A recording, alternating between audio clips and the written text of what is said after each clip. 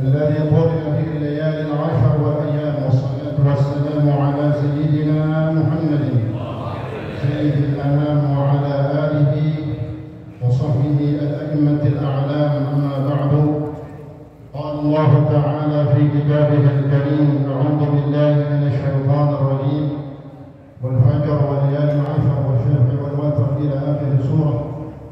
قال رسول الله صلى الله عليه وسلم: ما من أيام أفضل عند الله ولا العمل فيهن أحب إلى الله من هذه الأيام، أي أيام هذه العشر ذو الحجة.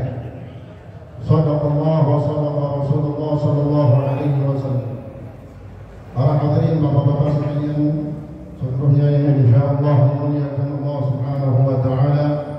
Wabil khusus yang saya hormati Ketua Masjid Jami' Al-Khairiyah Bapak Haji Rohiman beserta pengurus yang lainnya, Ketua Kuliah Subur Rabu Bapak kita Bapak Haji Ahmadi beserta pengurus yang lainnya juga yang saya hormati.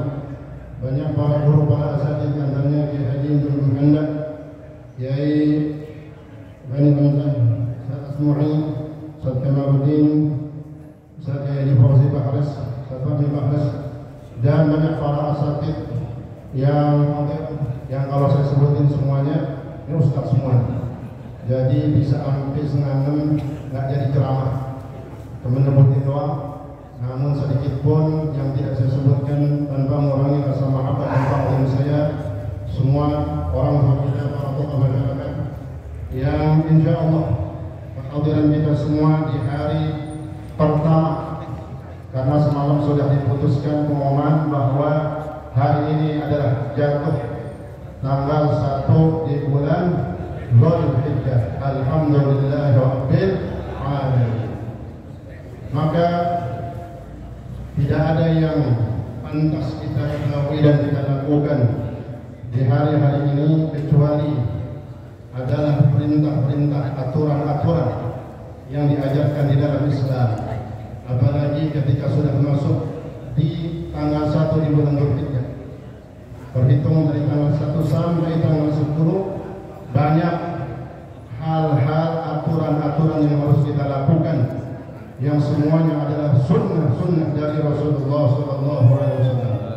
Maka janganlah kita meremehkan sunnah, janganlah kita mengabaikan sunnah, karena ketika sunnah itu akan mati, tidak dipakai lagi, maka itu menjadi ancaman bagi umat Islam. Sehingga Nabi menjamin orang yang menghidupkan sunnahku, setelah itu sunnah mati, dia hidupkan lagi, dia ingatin lagi, dia ajak lagi umat untuk menghidupkan sunnah Nabi, maka jaminannya adalah surga Allah Subhanahu wa taala.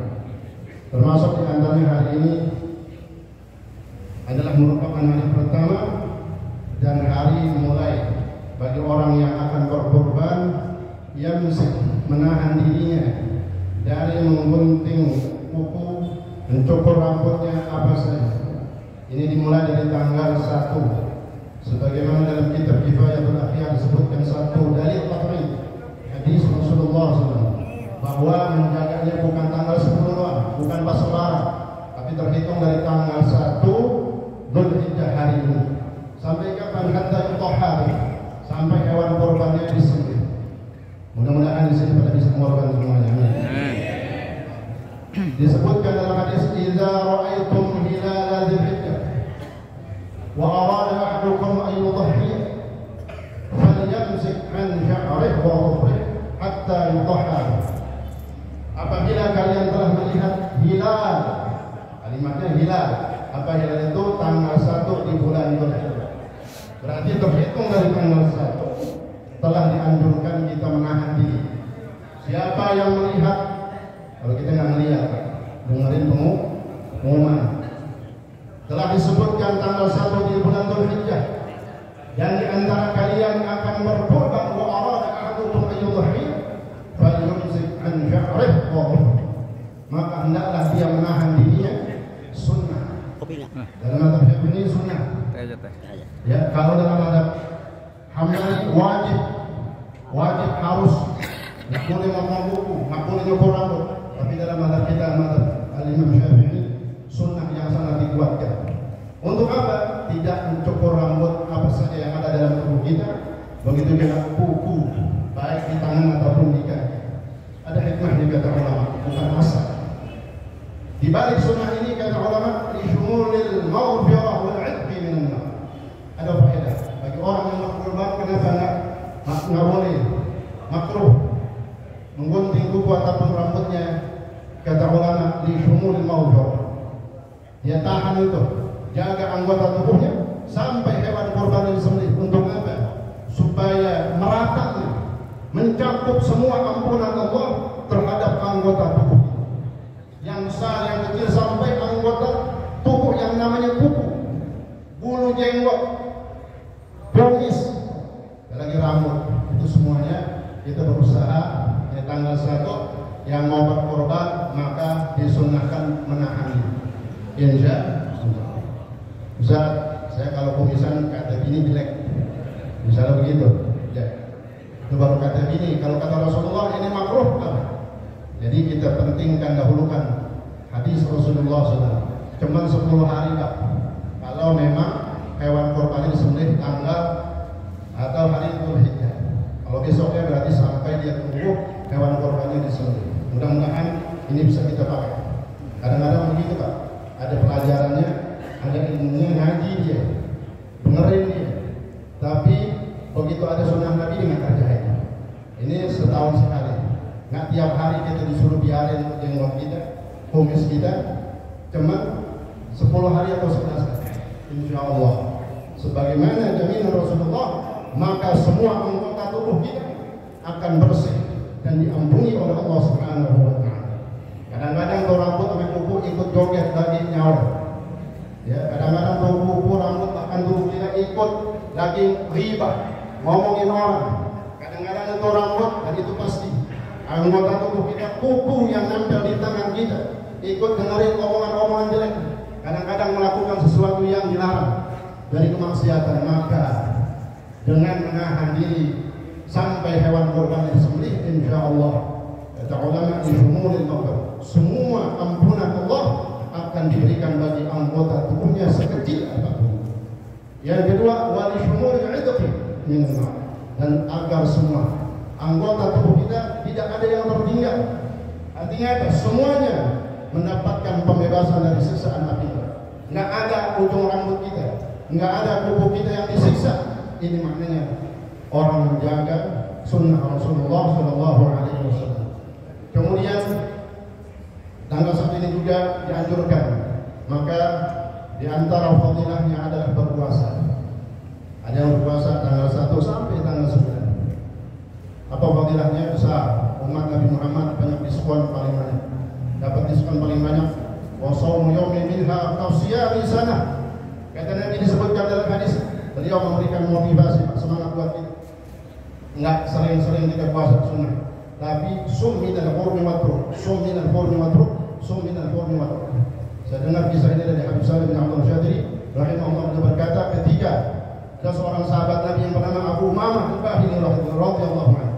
Beliau awal bertemu dengan Rasulullah gemuk, ya, badan istirak, gedok. Kemudian nggak lama berpisah dengan Rasulullah, lama nggak ketemu dengan Rasulullah, badannya kering habis. Lalu ketika saat itu bertemu dengan Rasulullah, kata Nabi, apa yang membuatmu sampai seperti ini? Kenapa badanmu kurus? Apa kata Abu Umamah Al-Bahili radhiyallahu anhu?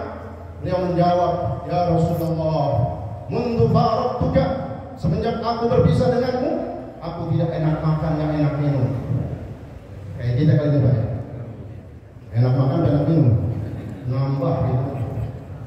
Semenjak aku berpisah denganmu ya Rasulullah, aku nggak nafsu makan, nggak nafsu minum, maka aku jadikan itu sebagai puasa setiap hari. Kata Nabi, kalau memang itu tidak memberatkanmu, tidak mengapa. Tapi sebaiknya sum minal hurmi matruk, sum minal hurmi matruk, sum minal hurmi matruk. Berpuasalah minal hurum, dari bulan-bulan mulia seperti bulan Dzulhijjah, watruk, dan tinggalkanlah, ingat puasa di bulan-bulan lain. Ini masuk di bulan mulia, insya Allah kita bisa puasa 9 hari. Yang nggak puasa 9 hari separuh, yang nggak bisa separuh 3 hari, 7, 8, 9. Yang nggak bisa 7, 8, 9 berapa hari? 2, 8, 9.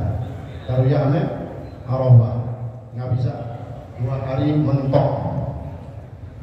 Darajatul busala, derajatnya tingkatan orang malas kayak kita. 8 kagak, ya udah 9 aja. Yang penting hari Arafah kita puasa, tinggal kemauan kita. Kenapa? 1 hari kita berpuasa nih. Hari ini misalnya yang puasa atau hari besok 1 hari puasa, kata Nabi apa? Kau siyami misalnya. Dapat pahala hari itu juga dia buka puasa. Puasanya sehari. Begitu buka puasa selesai, akan mendapatkan catatan dalam catatan amal solehnya, dia telah melakukan ibadah puasa selama 1 tahun. Sehari puasanya pahalanya 365 hari. Subhanallah. Kalau kita lihat catatan malaikat yang mencatat amal soleh kita, tobat lagi nyata terus. Kita lagi baru buka puasa, lagi nyata terus sampai kita mendapatkan pahala seperti orang yang berpuasa selama 1 tahun. Subhanallah. Diskon paling mana? Mana ada bayar 1 dapat 10, ada nggak?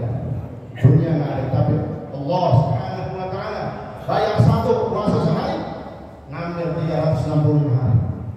Ini sayang dan rugi kalau orang yang nggak manfaatkan sehari aja dengan puasa. Sayang. Mudah-mudahan kita bisa puasa sunnah. Dan ini merupakan sunnah-sunnah yang dianjurkan di bulan Dzulhijjah. Kemudian malamnya berhitung semalam. Kalau sudah masuk daripada Dzulhijjah, wa qiyam lailatin minha fa qiyam lailatul qadar. Dan orang yang bisa menghidupkan 1 malam dengan apa? Maghrib berjamaah, ngaji, kemudian isya berjamaah, selesai pulang, sebelum subuh kita bangun untuk sholat subuh berjamaah, 3 sholat dia jaga. Kemudian dia tidak bermaksiat malam itu, maka terhitung orang tersebut telah dikatakan menghidupkan malam. Emang kenapa kalau menghidupkan malam? Wa qiyamul lailatin minha ka qiyamil lailatul qadar. Kata Rasulullah, dan orang yang menghidupkan dengan ibadah 1 malamnya saja mendapatkan pahala, fadilah pahala seperti orang yang menghidupkan Lailatul Qadar. Lailatul Qadar khairun min alfi syahr.